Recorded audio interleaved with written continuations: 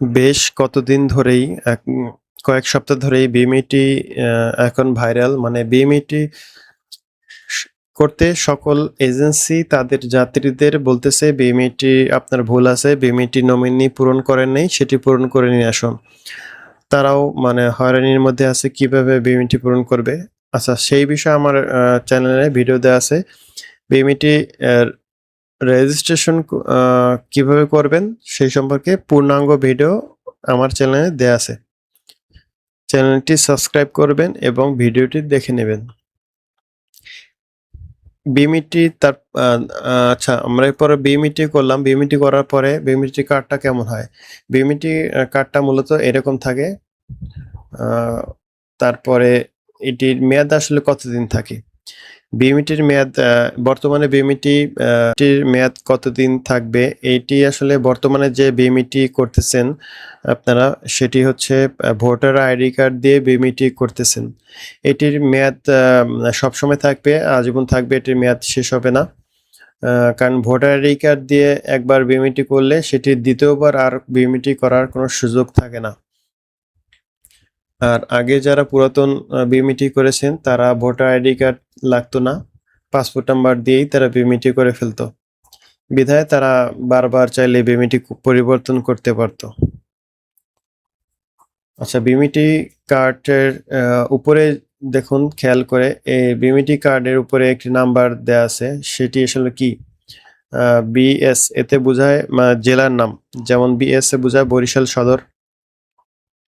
R M A মিন করে পুরুষ ব্যক্তি বিএমইটি করলে এম আসবে। মহিলা আ ব্যক্তি বিএমইটি করলে এখানে এফ আসবে। এবং ১ম ৪ অক্ষর থাকবে সালের নাম। কোন সালে আপনি বিএমইটি করেছেন, সেই সালের নাম থাকবে। মানে সালের সালটা থাকবে আরকি। ২০২৬ সাল। আমি ২৬ সালে বিএমইটিটা কমপ্লিট করেছি। ২৬ সাল চলে আসছে। এরপরে কিছু কোড থাকবে এবং জি থাকবে। জিতে মূলত গ্রুপ বুঝায়। আ তারপর থাকবে নাম।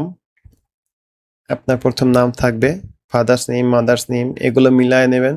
এই নামে অনেক সময় ভুল আসে। পাসপোর্ট নাম্বার থাকবে এখানে, পাসপোর্ট ইস্যু ডেট থাকবে এবং এক্সপায়ার ডেট থাকবে। এবং ভেরিফাই দিস কার্ড, ভেরিফাই করতে পারবেন কার্ডটি আসল কিনা। আ বারকোডটা স্ক্যান করলেই দেখতে পারবেন। Bio finger not complete. এই নট কমপ্লিট আসার অর্থ হয়েছে আমি বায়ো ফিঙ্গার এখনো দেই নাই। আমি যখন বায়ো ফিঙ্গারটা কমপ্লিট করব তখন এখানে আসবে কমপ্লিট। নট উঠে গিয়ে এখানে কমপ্লিট লেখা আসবে। ৩ দিনের পিডিও সার্টিফিকেট করার পরে এই ফিঙ্গারটা দেয়া যায়। এই ফিঙ্গারটা দেওয়ার পরে মূলত যারা বিদেশগামী কর্মী, বিদেশগামী কর্মীদের এই ফিঙ্গার দেওয়া দরকার হয়। তখন তারা ফিঙ্গার দিলে এই লেখাটা উঠে যায়। এবং স্ক্যান করে আপনারা এটি দেখতে পারবেন। তো এই ছিল আ আজকের আপডেট। পরবর্তীতে কোনো আপডেট পেতে হলে আমাকে কমেন্ট করবেন।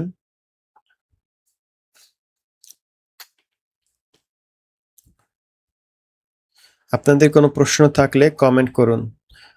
কমেন্ট করলে আমি ওই বিষয়ে ভিডিও দেওয়ার চেষ্টা করব।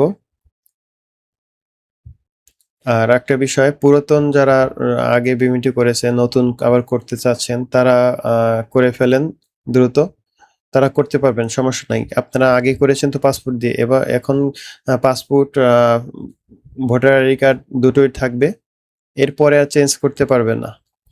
সুতরাং দ্রুত করে ফেলুন। নতুন কোনো ভিডিও আ আপডেট জানতে চাইলে চ্যানেলটি সাবস্ক্রাইব করে রাখবেন।